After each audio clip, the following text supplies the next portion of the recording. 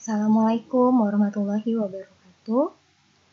Di kesempatan kali ini, saya Olivia Anissa Tiffany dari SMA Negeri 9 Kota Tangerang akan menjelaskan materi unsur-unsur fungsi trigonometri.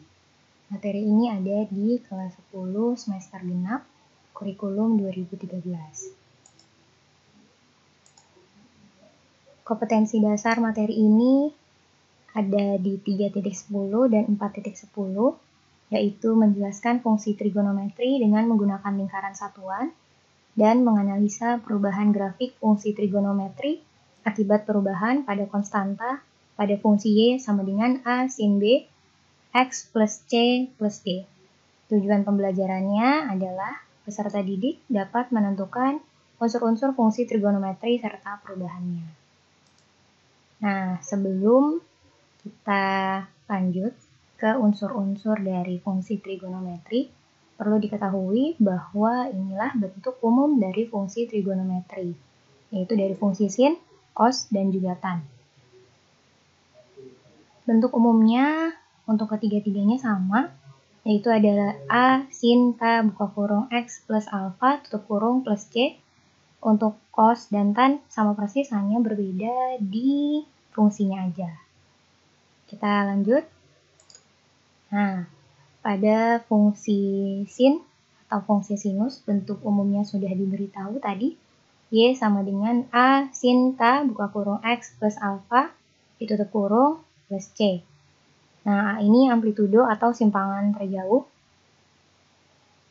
Sebelum kita bahas lagi ke yang lebih lanjut, perlu diketahui bahwa ini bentuk rumus umum untuk mencari dari unsur-unsur trigonometri, yaitu nilai maksimum, nilai minimum, periode, dan juga pergeseran dari bentuk umumnya.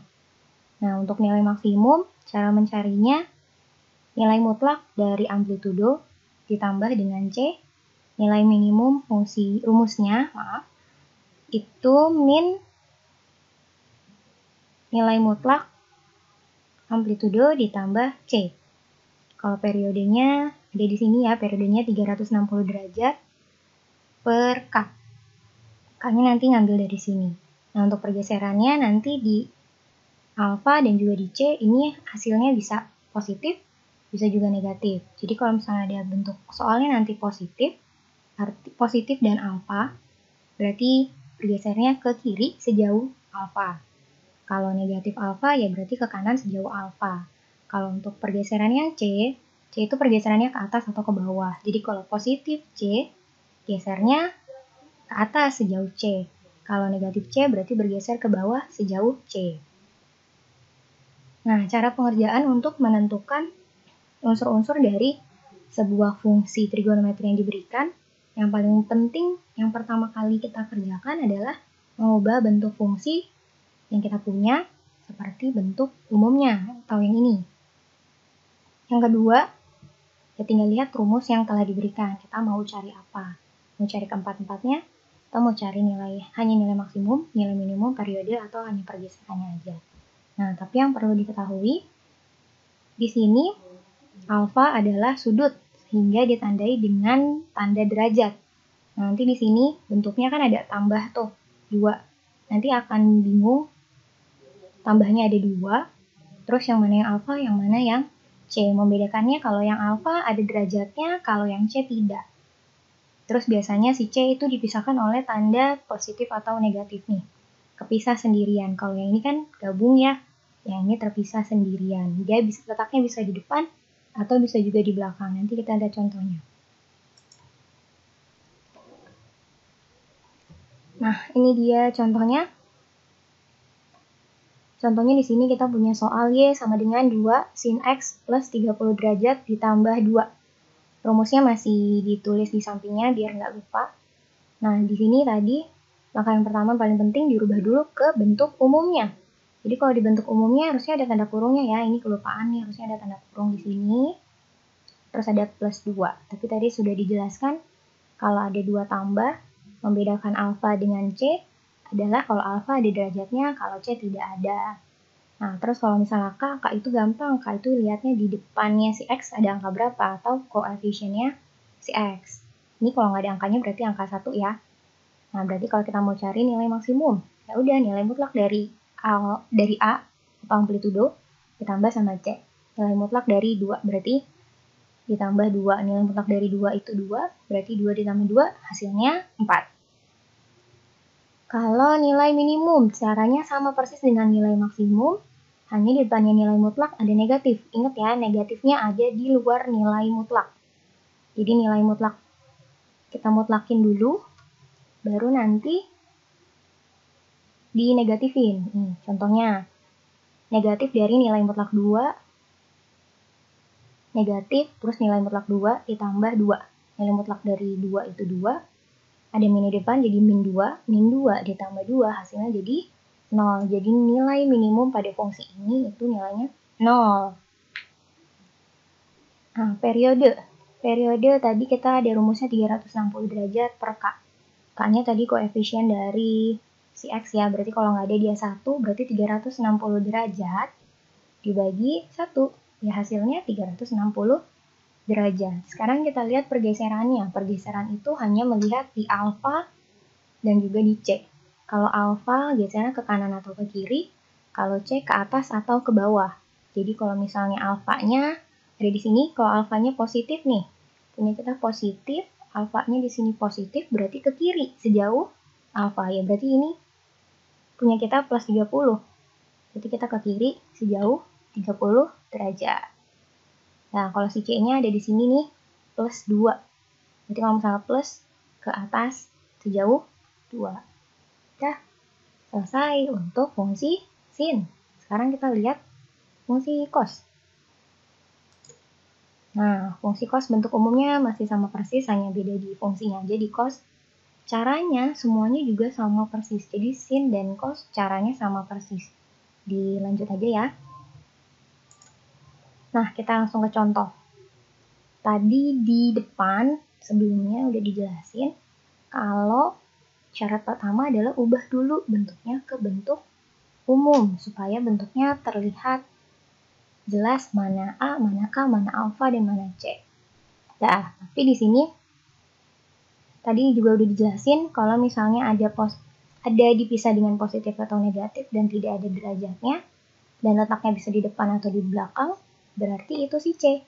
Kalau C yang sebelumnya di contoh yang sin, C-nya ada di belakang, sekarang C-nya ada di depan. Jadi di sini 1 min 2 cos 3x plus 45 derajat. Jadi si 1 ini karena dia dipisah sama si min, nanti pemisahnya min atau plus dan dia nggak ada derajatnya kan. Kalau ini ada derajatnya ya. Kalau ada derajatnya berarti kemungkinan dia alfa. Kemungkinan nanti kita lihat lagi, kita bahas lagi. Tapi yang jelas yang di depan ini yang nggak ada derajat berarti dia sebagai C. Dah, kita balikin lagi tadi ke fungsi umumnya, bentuk umumnya. Di bentuk umum selalu ada dalam kurung dan X-nya 1 nih, 1X. X-nya sendirian nggak ada angka apapun. Jadi, si 3 dan si X ini harus dipisah sama si kurung. Jadi kita bikin kurungnya, 3-nya keluar. Nah, kalau 3-nya keluar, berarti yang di dalam ini nih, semua tadi, si 3X sama si 45 derajat ini, semua harus dibagi sama 3. Ya, kalau 3X dibagi 3, ya berarti X doang.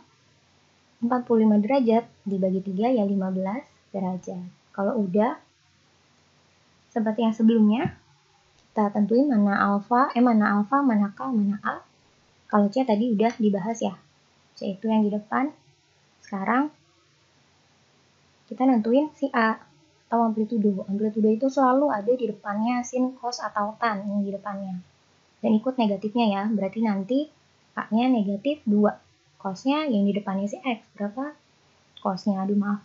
K-nya yang di depan X. K-nya itu berarti 3. Nah, alfanya yang ada derajatnya 15. Jangan terkecoh dengan 45 derajat. Karena ingat, 45 derajat ini si X-nya belum 1 atau belum sendirian. Dia harus dipisah. Dia harus sendiri seperti ini. Jangan lupa. Kalau sudah, pengerjaannya sama persis juga. Dengan aturan sin yang tadi. Aturan sin. Dengan fungsi sin yang tadi. Untuk mencari nilai maksimumnya, rumusnya masih sama. Tapi sekarang amplitudonya negatif 2. nilai mutlak dari negatif 2 itu 2. Berarti 2 tambah 1. Tadi ya C-nya udah dapet nih 1. Depannya nggak ada tanda berarti positif. Berarti jadinya 2 ditambah 1, 3. Kalau nilai minimumnya udah ada negatif nilai mutlak dari si amplitudo ditambah si C. Amplitudonya negatif, jadi negatifnya ada 2. Ada yang di dalam karena si amplitudonya, ada yang di luar karena rumus dari nilai minimum. Jadi nilai minimum dari min 2, nilai mutlak dari min 2 itu kan 2. Ada min lagi di depan, jadi negatif 2 tambah 1. Utangnya 2, bayarnya 1. Berarti utangnya masih 1 atau min 1. Nah, kita ke periode. Periode tadi juga udah kita tentuin nih si K-nya.